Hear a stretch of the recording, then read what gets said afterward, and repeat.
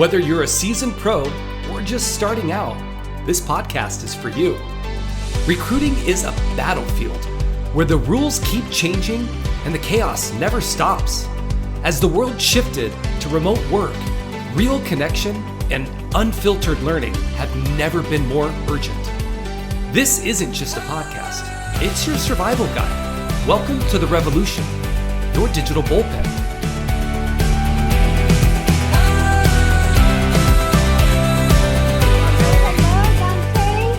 How are you guys? Good. Good to see you. Yes, very excited to have our guest here today.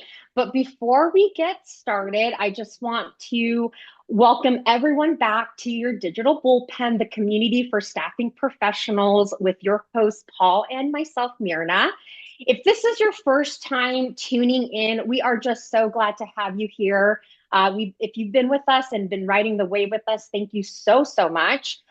This podcast is all about real stories, and we are definitely going to be talking about a real story today with our guest, Dante Nino. What I love about our guest today is that he truly embodies the motto, bet on yourself. After 2 roles in recruiting, Dante and his college roommate decided they didn't need to wait for permission to build something bigger. That decision led to the launch of Tiello, now one of the fastest growing AEC recruiting firms in the country, and he'll definitely share more about that. Founded in 2019, Tiello has grown to over 20 employees and is now on track for $5 million in revenue this year. So they've been in business for 6 years. So that is huge. Mm-hmm. With the mission to empower recruiters to become leaders, Dante is passionate about building not just teams, but people. He's not just a founder, he's a recruiter at heart, an entrepreneur by grit, and a mentor by choice. His LinkedIn tagline says it best: I help recruiters build more and earn more. Dante, welcome to your digital bullpen in the community for staffing professionals. From a concrete laborer in his family's business to CEO, from recruiter to team builder, this one's packed with heart, grit, and the kind of honesty we love to see on this show. So let's jump in, Dante. Let's do it. The first question we always have to ask is, who tricked you into staffing? Yeah. Who conned you into Who lied to you? industry? Yes. Tell us all about that conversation. How did you get introduced to this world? You guys think recruiting's hard, but I don't know if either of you have tried insurance sales. No, absolutely not. Not for me. I think I tried it one time with Agilon, but I picked up a client and I was like, nope, not going to do it. Yeah. It's so tough. That's hard. I think in college I had an internship doing life insurance sales, and me and my now business partner picked it up together because it was like, oh, they pay you $150 a week just to attend the class and build out a list and call people. I was like, yeah, we're broke college students, so why not? That's some extra money there. But oh my God, it was dreadful. You had to call 100 contacts a week, cold call them from your relatives to your friends, and try to sell them on life insurance. All your friends hate you. Nobody wants to talk to you anymore. Oh, no one wants to talk to you. Yeah. And if you bring one in, you bring it into one of the senior partners and you get a commission out of that. But that was tough. Wow. But the reason I mentioned that is because one of the senior partners there left and got into recruiting. And then after I graduated, he thought about me. He's like, hey, we actually need a bilingual recruiter. I thought about you. You did well. You just presented yourself. You went after it. So I really thought you were like this. I'm like, what's recruiting? It's like, trust me, you've done insurance sales. It's much better than insurance. But some days I don't know, man. The jury's still out on that, huh? Yeah. So he got me into recruiting. I got that job 2 weeks after graduating college. I interviewed and landed with Aerotech, one of the biggest staffing companies here in the world. Wow. Well, that's what we needed to recruit out of insurance sales, Myrna. We didn't even think about that for new hires. That's that's like a good melting pot of good candidates for us. But absolutely. Okay, so you went to Aerotech and then obviously you worked for some big firms. It's always interesting when you work for the big firms, whether it be politics, red tape, maybe different, that you can't work on that. there was a point where you said we can do it on our own. Like, what was the tipping point where you said, wait, I don't need this. I can do it on my own. To Mirda's point, I'm not going to wait. Yeah, yeah. No, of course. Well, I worked at Aerotech for 1 year, did very well, and I got Yeah. headhunted by one of our companies there because they were a large, Oh. they were a large engineering company, and they did Mm, nationwide, and they needed a corporate recruiter, and they were like, Uh, "You hire a lot of people for us, so why don't you come work for us?" My company was not happy, but they gave me a good sure. pay and everything, so I came in, and yeah, the first 12 months, I saved them so much money, and I mhm. saw the bigger picture on fees, and what they Hmm. gave me is a good system, a good softwares, and I kind of put everything together because they didn't really have something internal there. Yeah. Hmm. But I was just like, I'll figure it out. I was always been just, I'll figure it out. Just give me what it is, tell me what the goal is, and I'll figure something out. Even if I have to call, Yeah. stay up late or anything. And yeah, within 12 months, I feel like within the first few months, I was telling my roommates like, hey man, like I'm paying some recruitment firms these 20, 30, $40,000 fees to present me Mhm. resumes. Sometimes I have on my system, but I can't get to them. And I find a lot of them myself. Like I'm Mhm. saving my company thousands, hundreds Yeah. every couple months. And then he was like, no way. It was like, yeah. Then I kind of showed him everything. He's like, oh shoot, well we should start a recruitment company. It's like, well, we don't know how to start a company. How do you even open up an LLC? How do you? We had no Right. idea how to do that. So we were like, all right, let's save money. Let's do some research. We after work, me and him would go to Barnes and Noble and just read books and try to look online how to start a business, how to Yeah. open a bank account, everything. We did everything. It took Yeah. us months until we finally saved enough money, and we're like, shoot, let's just do it. Let's just take that risk and do it. If the worst thing that happens is we run out of money here within 9 months to a year, and we just get another job and say we tried it. So we decided to Yeah. go in. Yeah, and I'm curious because I would love to be like a little fly on the wall listening to you and your roommate, talk about this thing because and I know we didn't really talk about the other co-founder of Tiello, but does he have a recruiting background? What was that like conversation, kind of like? Was he like, what are you talking about? No, the funny thing is that he did not have any recruiting background. He kind of Okay. learned. I kind of taught him everything, and he kind of picked it up from there. But Wow. he Yeah. did have a sales background. He was a commodity trader, so he's Mm, very Mhm. good on the finance side of financial. Yeah. Like he runs the financial side of our company right now. Some people ask me Awesome. like, "Hey, oh, what is my commission check? This and that." I was like, "Hey, like honestly, you have to ask Simon. I Yeah. do know where there's 401ks and everything. It's handled through yes, him. Like I don't know that's awesome. recruiting, technology, everything. That's me. You come to Yeah. me. Yeah. But yeah, he came from a good sales background, and he did That's sales most of his life. So he kind of learned the recruiting side from me, and kind of just yeah. learning as we go. I love it. It's funny. I've been in a lot of firms and I've seen some companies where, the business owner isn't necessarily the most financially astute, right? They're a good owner, they're a good recruiter. They went into it. So I love that you came in and you're like, we have both people. This guy's our finance guy, I'm your people guy, Yeah. right? And I love Yeah, that. That's amazing. yeah, So yeah. so I guess so going in, scared shitless probably, right? A little bit of like not know what's gonna happen. I know I would be. And if you weren't, you're Yeah. crazy. So you go into For this sure. first few months, what did it feel like? I mean, because there's probably individuals, I have friends that have opened up businesses as well, in the last few years. Like what were the first few months like, and what would be that advice that you'd give somebody as they're tackling in that first few months? Yeah. First few months are hard, honestly. They're you start cold calling and you don't even know your pitch. They ask you about your company and you're too scared to tell them that you're just a small company and you don't Yeah. know everything about recruitment, so you're just trying to wing it. I Mm, think you're gonna go through 1,000 calls until you get that one that Yeah. gives you the opportunity. And when you get that one opportunity, make sure you're able to deliver. But yeah, yeah. in the beginning, it's just a lot of no's, and a lot of people just fall back on that, like, yeah, I'm probably not good enough. I probably just can't Yeah. do it. And it's not that you're not good enough, you just haven't done it enough. Hmm. And Hmm. I always tell people, because I always talk to new recruitment owners as well too, and they're just like, hey, like I'm just not getting any luck right now. I'm like, all right, well, how many emails, how many calls have you made? Oh, well, I made 50 calls last week. I sent 200 emails last week as well too. And I always tell them like, hey, like we do more than 200 business development calls a day here. Yeah.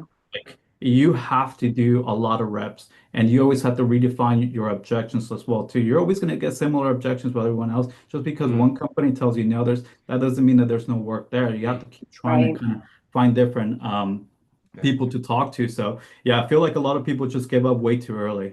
They might Yeah. say, Totally. "Hey, I've tried it out for a few months and no luck." Well, hey, can you do it for 6, 9 months and a Yeah. year, and make sure you follow a good process through that? And Yes. if you don't, then there's something in your pitch. And Yeah. if it's not your pitch, you're just not doing enough of it. It's Yeah. pretty easy to kind of read between the lines there, because we Yeah. do it now Yes. internally with our new recruiters. So it's like, all right, well, let's see where you're not having success. And we always see two things. If they're doing the work, that means that their pitch or their where they're targeting is not correct. And if Yeah. Hmm. they're following a good system, a good process, and they're not getting the success, then we look at Hmm. the data, and they're just not doing enough of it. So Yeah. we could always find that, and I think it's for people too. But Yeah. when you're alone and you're by yourself, it's a lot harder because you don't have anyone to tell you anything. You're kind of just betting on yourself, and it's tough. I think we Yeah. were Yeah. lucky to have me and him together to just kind of push each other in the beginning. Yeah. Well, absolutely. And I love that you talked about metrics, Hmm. right? Because whether you love metrics or not in this, in any sales environment, you were an aerotech, so you know that there's KPIs, there's metrics, they're like pushing you to Hmm. have these weekly activities. Has your mindset changed at all from being like working for a large staffing firm base versus like your own company and how you manage people through the metrics itself? Yeah, yeah. I think Aerotech does it very well. When I Hmm. started my firm, I looked at a lot of things that Aerotech can improve on. I'm like, I wouldn't do this, I wouldn't do that. Yeah, And years later, as we scaled the team, we brought in more people, and I was like, wait, we actually do need this. Now I know yeah. why to implement those. One of my recent advisors told me is like, you guys build a good business with doing it by hiring good people. And Mm-hmm. that's good. But if you want to scale the business, you need good systems because systems scale the Mm, business. And now sure. I'm like, wow, like, yeah, if we could hire one recruiter, do well, but if we hire 10, 20, we don't have a good system to kind of get them into our company. So what is that good system? Okay, the good system is 50 connects a week, 5 submissions a Hmm. week, 3 interviews a week, one offer a week, and that translates to 1 or 2 places a month. And what Hmm. does it take to do that? Then we kind of break it down backwards. And that's what every Yeah. recruiter has to do here. And that's how you're going to get that success. Because you can't just tell someone and come in, hey, I want you to source 3 candidates. Okay, well, Yeah. what does it take to get 3 candidates? What does it get to get one qualified candidate for your position? Hmm. You have to Yeah. break that all down for people to make it as easy as Yeah. possible for them. Hmm. Yeah. And it really I, is, especially at the very beginning, like a numbers game, right? Because you don't totally. know what you're saying all the time. You may not necessarily know all the lingo, the verbiage within that industry. So there is a little bit of faith that needs to happen between you and these new hires so that they can Yeah. kind of see the long Mhm. term, end results for that. I love that. Yeah. I want to build on something that's interesting. So building a company, yeah, I was impressed to hear that you built a remote first company before it was even cool, right? This is before COVID, right? So before remote was even cool. I'm interested to know, like, how do you continue to build like a connected team? Like, what was the challenges there? And what do you think made that successful for you? Because there's a lot of companies that still try to do remote first and they don't do it great. Yeah, yeah. No, well, we just to take it back a few years, we got an office in 2019, 20, no, Mm, 2020, early 2020, then COVID happened right away. Okay. Yeah. So we are just screwed with the Okay. office. Yeah. And but then after that, we went remote. We got rid of our office in 2023, and once Right. our lease was done. But before that, people were still working remotely. Yeah. But ever since then, we went fully remote, and Mm. it's a challenge. It was a challenge at first, Yeah. just because when you're in the office, you're talking to everyone, and Yeah. you could yeah. kind of hear people's calls, take them to the conference room, let's role play, let's go through these objections and so on. But Hmm. now, since we're a fully remote company, everyone is fully remote, and it's given us those opportunity to hire people nationwide. It's given us more opportunity to hire people anywhere in the country and target different markets now. But Yeah. it is a challenge building a remote company just Yeah. because. With new recruiters just kind of need hand-holding. And Hmm. Yeah. if you're a sole owner, you could spend hours. It takes hours there. It takes a lot of time in the beginning, and it takes a Yeah. hit on your revenue as well, Sure. with something that we've seen. But one of the things that we've been able to do is really build a good system and good technology to kind of track everything a recruiter does. So right now, I could go every single day and see what every single recruiter did this morning, from sent Hmm. emails, sent text messages, call recordings, Right. business development, and all Yeah. that. Everything is trackable. And people say, well, hey, I don't like that you're tracking my calls and you could hear all my calls. Well, like, hey, if we were in the office, I would be hearing everything. Anyone else Yeah. would. So Yeah, these are more for professional Mm. development. So that's Yeah. one of the things that we had to kind of step in. I Now, the love that. second part is culture. Culture is Mm. big. And that's something that a lot of companies like, especially in remote environment. So we've been able to break up into little hubs and kind of set targets where people are competing against each other. Mm. It's Mm, a competing environment, but also where people kind of elevate each other. This Yeah. morning we had a few starts, we had a few signed agreements, and we just gave out prices for quarter 2, where the team with the most submissions, the most interviews, and other things would get like a certain price, and they get to pick online. And we're It's just talking awesome. about the mhm. prices, so that kind of keeps the environment here together, Yeah. kind of going. Mondays and Thursdays we do a team weekly meeting. Yeah. Mondays is mostly going about our starts. How did you find this? How did you find this candidate? How'd you get this client? Mm. What did you love or learn about this placement here? And if we have people kind of doing really good in business development, hey, you're going to give us a training or coaching class on Mm. Thursday on Mm, how you're doing business development, how you're getting success there here. Yeah. How are you finding candidates? How are you making 3, 4 places a month? You're going to teach us, coach us on how are you doing that? And everyone's kind Mm. of learning here, Yeah. asking for each other and having this environment where people are coached and mentored by each other, because we Yeah. have some really good recruiters, honestly, and I'm not afraid to say it anymore. It's like we mhm, have some recruiters that are way better than me. Way better mhm. than I the love business that. person. Good. Yeah. Yeah. That's the And And goal, it's right? and it is. And you know what's funny is as you talk about this, it's almost like there's a recipe for staffing. And it's like some people think that they need to recreate it, but it's like holding people accountable, setting expectations, yep. right? Having regular check-ins, ensuring that you have internal mentorship, and then we accountability meetings. Like, I mean, Mhm. it's so funny because it's like you're following the recipe that has been Yeah, set out. And if you do it right, it does work. Mhm. Yeah. absolutely. It's amazing. And I think if you take it a little further too, all those Yeah. points are spot on. And Yeah. one of the ones that we're implementing now is like, how do we think people here 5, 10 years ahead? Is like, hey, Mm. what is your goal here? Ah, We're going to build out Mhm, the roadmap for you. You want to be a successful builder making a lot of money? Okay, we'll have a plan for that. If you yeah. want to have a branch and kind of manage your own multi-million-dollar business unit, okay, we're going to have a plan for you too. And we're going Mm. to have the roadmap. This is what you Yeah. need to hit, X, Y, and Z, and so on. So mhm. people love Yeah. that because people want to like, all right, well, yeah, I do want to do. What do I need to do? Here's Maybe, this. yeah, you got to build that upward mobility ladder of people. They Yeah, need to see how they can constantly be that 1% better. And I love that you keep that in mind. Because some companies are fine just letting somebody sit in their job and bill, and they're like, just don't bother them, then fine. But that person's not, they might not stay there their entire lives, right? yeah. Good. Hmm. Mhm. Well, and you're really talking about something that I'm very curious about because your motto is I help recruiters bill more and earn more, and you're kind of talking about that right now. But what does that mean to you as like a leader, and why is that so important for your culture specifically, which I know you mentioned a little bit about? Yeah. I feel like when I talk to a lot of recruiters, especially in other agencies, they feel kind of like they're in their own bubble and they're kind of doing it on their own. I feel like just like Paul said it right now, once you're billing, just go do the work. I'll touch base with you here and there. And the only time Right. they touch base with them is when they're not performing. And Hmm. we've seen that with a lot of people here. So right now, I feel like recruiters could do so much more if they were giving more coach.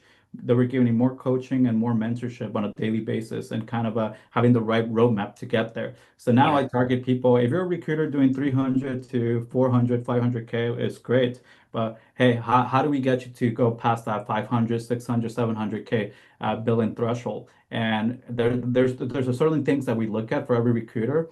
And we've been able to identify with a few recruiters that have come into our company that now we're implemented with everyone else too. And we always tell them, Hmm. this is what you need to do. This is what we will implement for you. And this is the support that you're going to be getting from myself, my business partner, and other recruiters here that are top billers as well. And we're not Yeah. afraid to share any of that information because we want you to be successful. And Yeah. I think it's a win-win. They bring in, they build more, they Yeah. make more. The company is able to grow faster as well.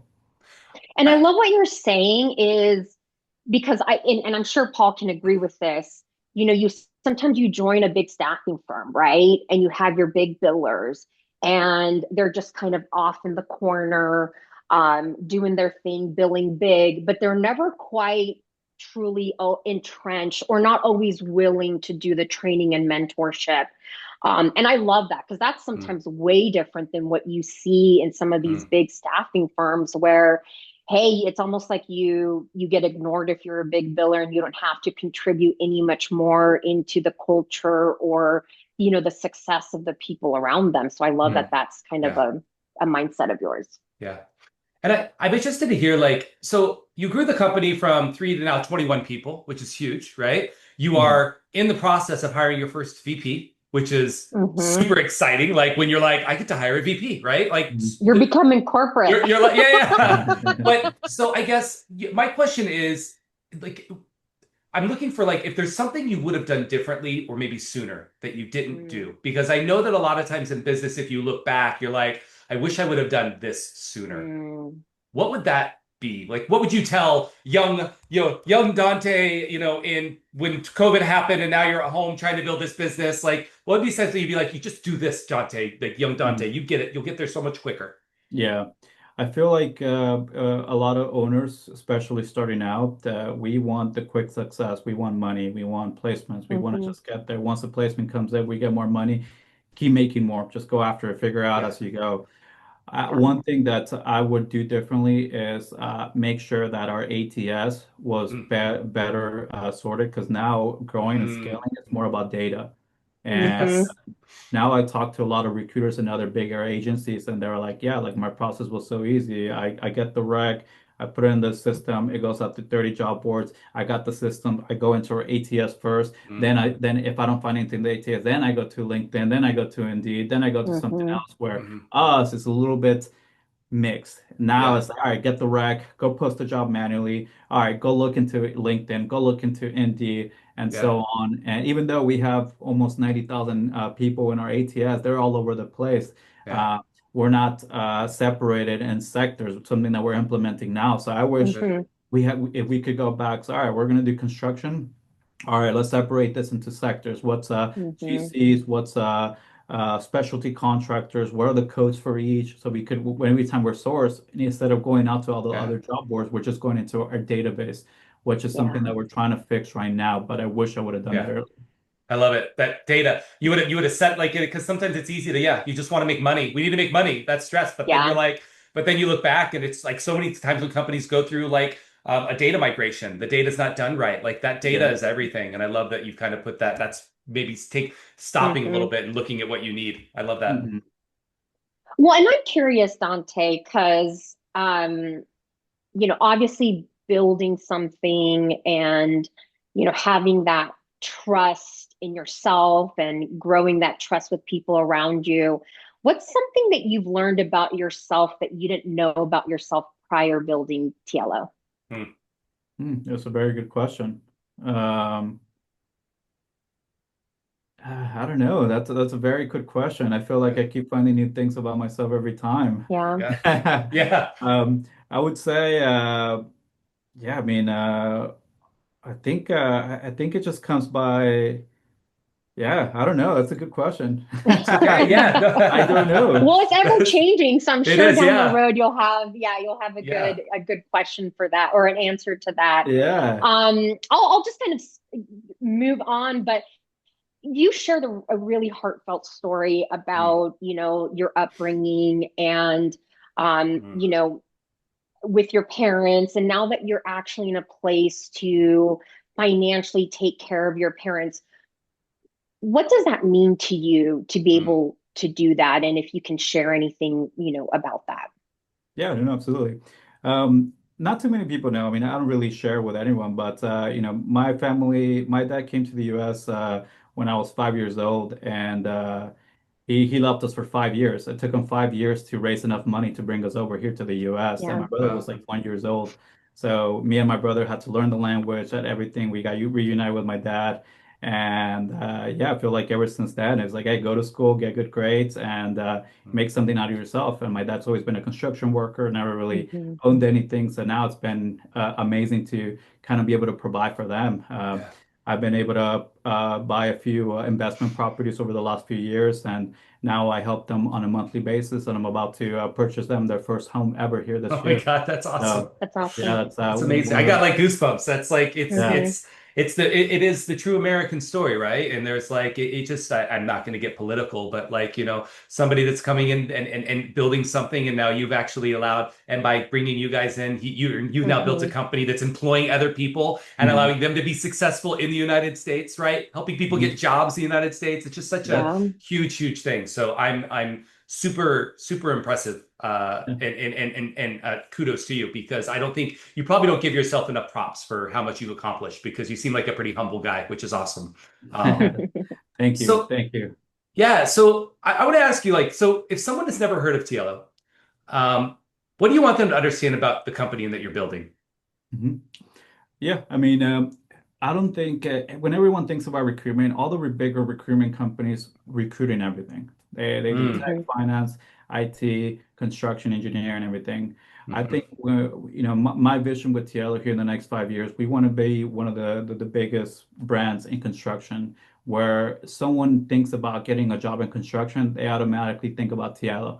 Tiello has subject matter experts within every sector here in the construction industry. And if you need a job, you go talk to one of the recruiters, and they'll Yeah. be able to connect you just because they have good relationships, good partnerships, and they are directly connected with the hiring managers here. So if I think for Tiello, I wanted to think like Tiello is one of the biggest construction brands here in the United States, and they're able to connect any construction professionals with jobs, and they have all the opportunities there to be able to do so. And they have good recruiters that know their stuff, they know what they're talking about, and they have Yeah. direct communication and contacts with hiring managers that they'll be Yeah. able to place you there. So I think that's one thing. I love it. I love the specialization because you're right. I mean, Yes. and you know this, Dante, because I'm in the recruiting in the construction space, but we're staying just heavy civil. And Mhm. heavy civil within itself has its own specialty niches, Yeah, right? yeah, So you can yeah. get like niche and then niche in between Mhm. each niche. Nichier. So Yeah. yeah, you Yeah, get nichier. Is that yeah. a thing? Is that a It's word? a We word just came up with now. it. Well, Dante, I mean, this has been great, and I hope Yeah. we can have you back Yeah. in another year and just hear more successes. I would love to stay close and follow your story. But just to kind of switch over to kind of get to know you more on a Yeah. personal level, um, when you're not out there building a multi-million-dollar recruiting firm, Dante, what's your guilty pleasure? Like Mm. TV, conspiracy, documentary. What do you like? What are you into? Yeah. Well, to be honest, I work a lot, but I'm taking advantage of it right now just because I can. I know Yeah. that once I get married, I have kids, it's not going to be that Yep. way. So right Yeah.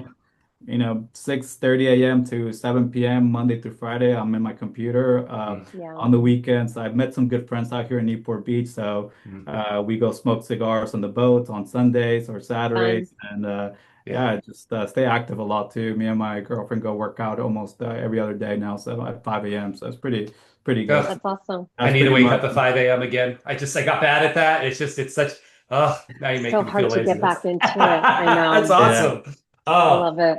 okay. So not working out, but what's a random skill or hobby that you have that would surprise people about you? I'm actually a really good ping pong player. Okay. Look at that. Have you done Yeah, any like tournaments? that's yeah. I have a. It's funny because it's almost like an $8,000 ping pong game. That I told one of my clients that because he was negotiating from 20% to 23%. I was like, hey man, Sure. if you beat me at ping pong, because he won like ping pong tournament with this company. He's like, hey man, if you beat me at ping pong, we could do 20%. If I beat you, we're doing 23% on a 160K placement or whatever it Yeah. was. Yeah. And he was like, all right, let's do it. I love it. I'm guessing So, you won. yeah, so no, we haven't played yet. We still have Okay. to go through the Oh process, my but God, yes. yeah, I mean, I Yes, love that you because should. in recruiting, it's just like, hey, like, yeah, we're here to do business, but let's have fun with it. Let's And have Totally. fun. Yeah. yeah, and Yeah. with Yeah. him, it's like he told me he was good. I was like, all right, let's put it to the Let's put test. Yes. your paddle where your mouth is. Yeah. Yeah, there you go. I love that. And yeah, like, and I think that kind of shows like your ability to build these relationships and to like, Mhm. that they feel comfortable to have that kind of Yeah. level of fun and transparency with you. Yeah. What about when you unplug? You take a week off, a couple days off. Like, what's your ideal day off the grid without all of the fun electronics? I honestly could lay on my couch and just watch YouTube videos or just Yeah. Netflix and kind of watch some shows Yeah. and just hang around and just not do anything. So those are sometimes fun. I think I did that on this Sunday for the first time in a long time. So Yeah. Yes. just like after I went Good. to go see my parents, I was like, all right, I'm done. Yeah. It's okay. Yes, Don't even feel absolutely. guilty about it. It's totally okay. Yes. Uh, Thank you, Paul. I feel guilty, but I'm like, all right. Don't, no, it's nothing. It's all good. You can waste as much time as you want. So, all right. So, last question here. I'm changing it up a bit. So, what's obviously there's so much to be thankful for, but what's something in your life that you're super grateful for? Like if you were gonna like give your gratitude book for today, like what would you write down? I would say, I mean, I'm very for so I always think about it because I was very poor in Mexico, but I wasn't poor. I mean, I had everything. I had 13 dogs, I Yeah. had donkeys, Yeah. I That's lived awesome. outside, like I went grocery Yeah. shopping on a donkey to get the bags. Like I thought it was fun, but That's apparently we were actually, poor. yeah, Yeah, but we yeah, were Yeah. poor. We were poor back there, so that's why my dad came to the US. But I would say I always think about it as my parents are growing older. I really got fortunate with them. They're good parents. They've been together for 30 something years now, wow, and I look up to them. They're such sweet people, nice people, and I didn't realize that till I was older. And I was like, man, I actually Sure. got lucky here. yeah. So I Yeah. think now it's like everything's like, yeah, like I want to help them out. I want to retire them soon, and just because of all they did and sacrificed for me, so I'm very Yeah. thankful for that. Well, Dante, I tell you what, outside of being like a great business person, you have a good heart, and that comes through. Hmm. And I mean, you're looking for a VP, somebody that wants a job, work for a heartful, heart first boss. Dante is Yeah. hiring. So it's been such a pleasure having you on the show, Dante. We really appreciate it. And second what Mirna said, I'd love to continue to watch your journey. And I mean, Yeah. you're part of the digital open now, so you can't leave us. Yeah, Yeah. yeah. It's once you get jumped in, you can't leave You kind of can't leave. Yeah, you gotta situation. you gotta get jumped out if you want to leave. So that's just kind of the way it is. Yeah. You Or like on a ping pong like battle or yeah. something. But Yeah. No, I love it. Uh, I can't wait to see you guys grow this thing too and yeah. see how it is yeah. in a year from now. And if I'm ever in Arizona, I'll definitely make sure to hit you guys up. Yes. Oh, and when the Yes, next time I'm in Newport absolutely. Beach, I'm gonna go to that Sam's right on the beach there. We'll go get some. They have really good Bloody Marys, so it'll be great. Yeah, there you go. Yes. Yeah. Awesome. Dante, thank you so much for making the time. It was a Yes. pleasure and it was great getting to know you outside of what Yeah. we normally see, which is amazing on LinkedIn. Your company growing, people are following you, people are, you know, trusting you with their career, and that is something to Yeah. be very, very proud of. So Yeah. appreciate your time, Dante. Thanks again, and Yeah. we will see you all very soon. Yeah. All right, thanks,